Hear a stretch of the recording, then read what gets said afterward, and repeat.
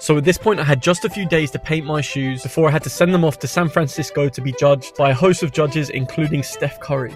And so it was time to start painting. Looking at the concept I've made in my last video, the idea was to put down each colour as a layer, and when my airbrush just couldn't hack that gold metallic paint, I knew I was in for one hell of a learning curve. So after hand painting that initial metallic gold, it was time to use my tape to make my own stencils, so that I could then colour that blue in.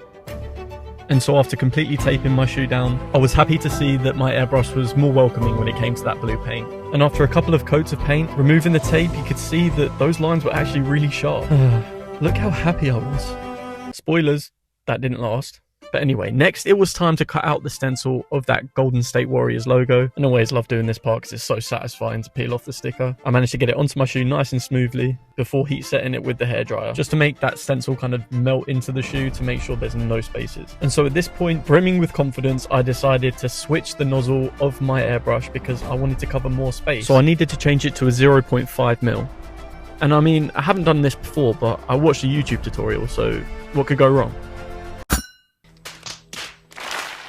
In one swift movement, I managed to make my whole airbrush fall apart, whilst also snapping the thread of that 0.5 nozzle in the airbrush. I managed to get it out with a toothpick, but oh my lord, when I tell you I panicked. And so I had to put in a slightly smaller needle that covered a little bit less space, but we still got the job done.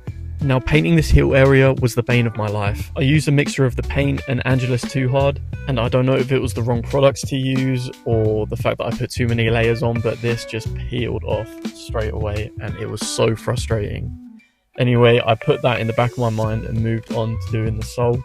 And although I used Angelus Too Soft with my paint this time, it kind of gave the same or similar results where little parts were just peeling off, and at this point I just lost my head. Not only had I felt like I completely messed it up, but I was running out of time. So after putting this shoe at the back of my mind for a few hours, I went back and decided to add a few details that I'd missed and fill in some gaps, as well as just straight up removing the paint from that back plate and leaving it as it was because I didn't have the right products or the time to do it in. But anyway, here's how it ended up.